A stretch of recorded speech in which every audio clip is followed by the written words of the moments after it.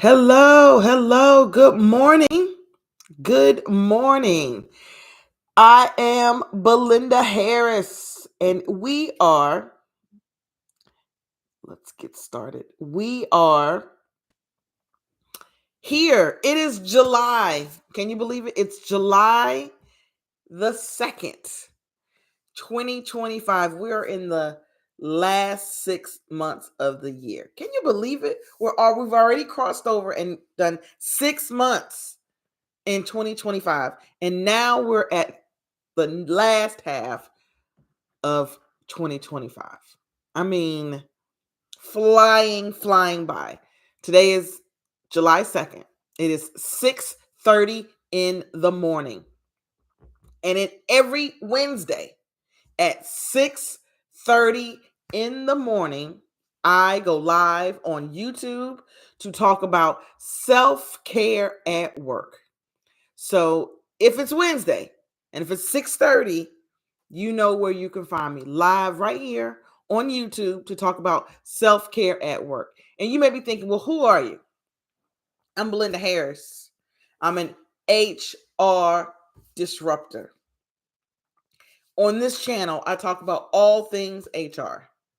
I talk about AI and I talk about self-care at work because self-care at work isn't talked about enough.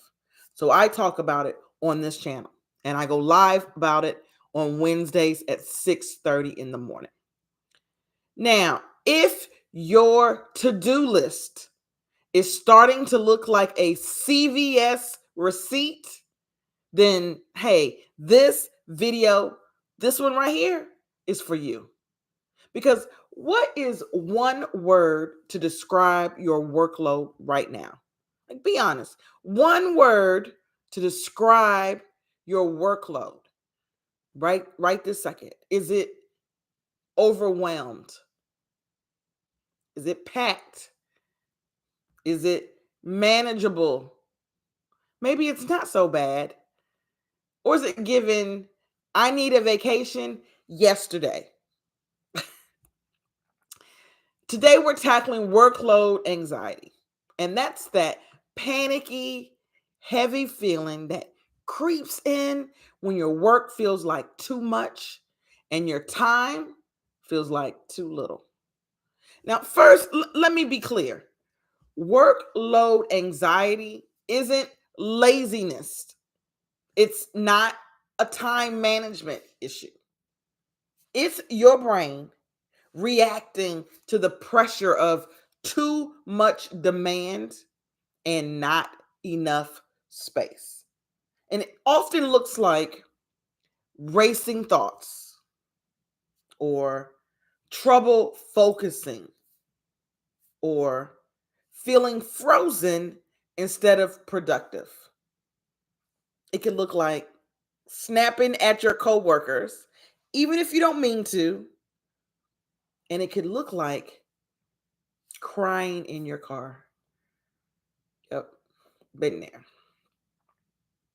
And yet, most of us keep pushing through instead of pausing. But we're going to change that today.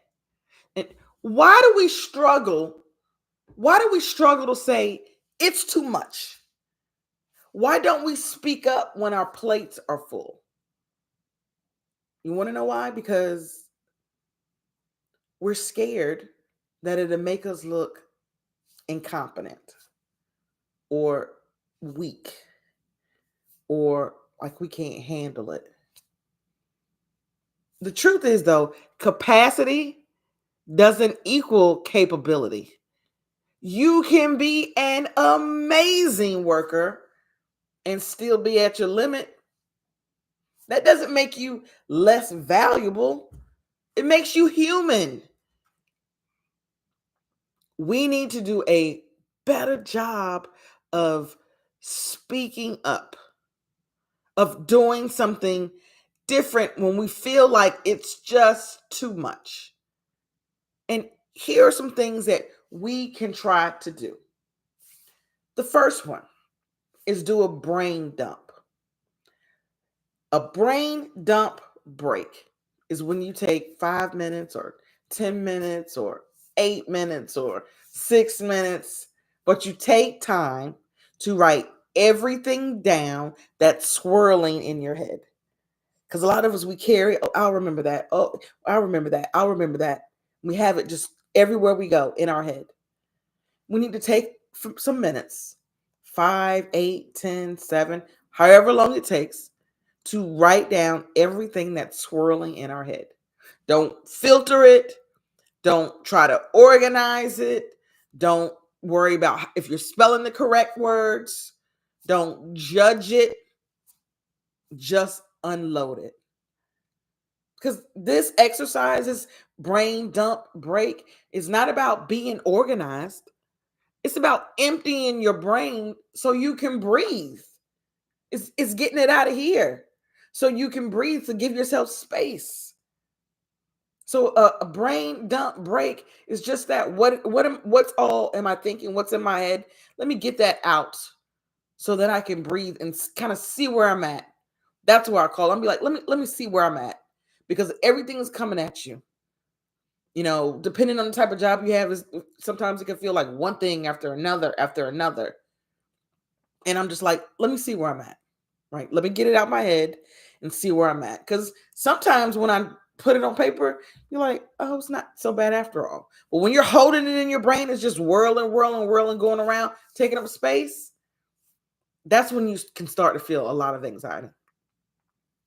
The second thing that we can do is called break it down with the 3 Ds. And the 3 Ds are do, delay, delegate. We did our brain dump, right? We took time out. We did our brain dump. Now we can see what we had in our head of things that we need to do. Now we want to go through that list and break it down to 3 Ds. Do, delay, delegate. What needs to get done today? What absolutely has to get done today? What can wait? What can someone else help with? Because maybe someone else can help you with this. You'd be surprised at how many things you're carrying that could be postponed or shared. Now, there are a lot of things that feel urgent and priority that must get done. But sometimes when we put it on paper, it it may not be the very first thing that we have to get done today. Maybe that can wait till Tuesday. Maybe that can wait till tomorrow. But we have the pressure of right now. When we get it out our head and put it on the paper from the brain dump break, we can kind of see what we have. Then we can go through that list and figure out, is it something that we need to do right now? Can this wait? Can somebody else help me with it? The third thing is to speak up without apologizing. So here's an example of how to do that. You can say, I want to give this the attention it deserves, but I'm currently at capacity. Can we discuss prioritizing or getting support? Because sometimes you have so much going on, everything feels urgent, everything feels like a right now. Even when you get it out your head, even when you try to do the 3 Ds and you see things that maybe somebody else can help me with, but I'm scared to ask that. Because sometimes you need your supervisor to say, okay, I got all this to do, right? This, and this. Please help me. Which one of these should I be doing first? Because I'm overwhelmed. And looking at all this is just pressure, pressure, pressure. Can you help prioritize which one of these do I need to do? You'd be surprised. Your supervisor may be like, why are you even doing these two? Let me take that off your plate. Do this one first because we need this right now. The rest of these we can wait until next week. But if you aren't speaking up, because you can speak up without apologizing. You don't have to apologize to speak up. And what is that? What is apologizing? I hate to bother you. I'm sorry if I'm bothering you. That's apologizing and speaking up. You ask the question, hey, I want to give this attention it deserves because it's important. but I'm at capacity. I just need your opinion on which one of these is a priority, or maybe can you get someone to help me with these tasks? That's not complaining. That's collaborating. We get that confused sometimes. Now, complaining is, oh, here we go. That's a complaint. One more thing. I'm sick of it. That's a complaint. Collaborating, you're asking because you genuinely want to get your work done. It's not that you're trying to pass your work off on somebody else. You want to get your work done, but you're at capacity and you need another set of eyes, a different perspective to say, hey, I feel like I got all these things. I got all these things going on. Not that I feel like I got all these things going on. And I just need a little bit of guidance or a little bit of help on how to prioritize. Maybe I can get somebody to come help with these tasks. That's what that is. There's a difference between complaining and collaborating. The fourth thing that you can do is build a self-care buffer. Now, if this is your first time seeing one of my self-care at work videos, then this may be new to you of building time for yourself. But if you've watched any of my self-care videos before, I am all about taking breaks at work. I'm all about that.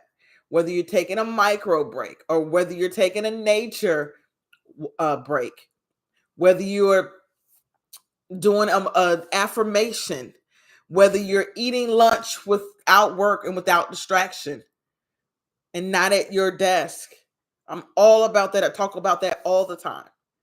But if this is your first time hearing me talk about self-care at work, one thing that you can do to build a self-care buffer, because self-care never goes away.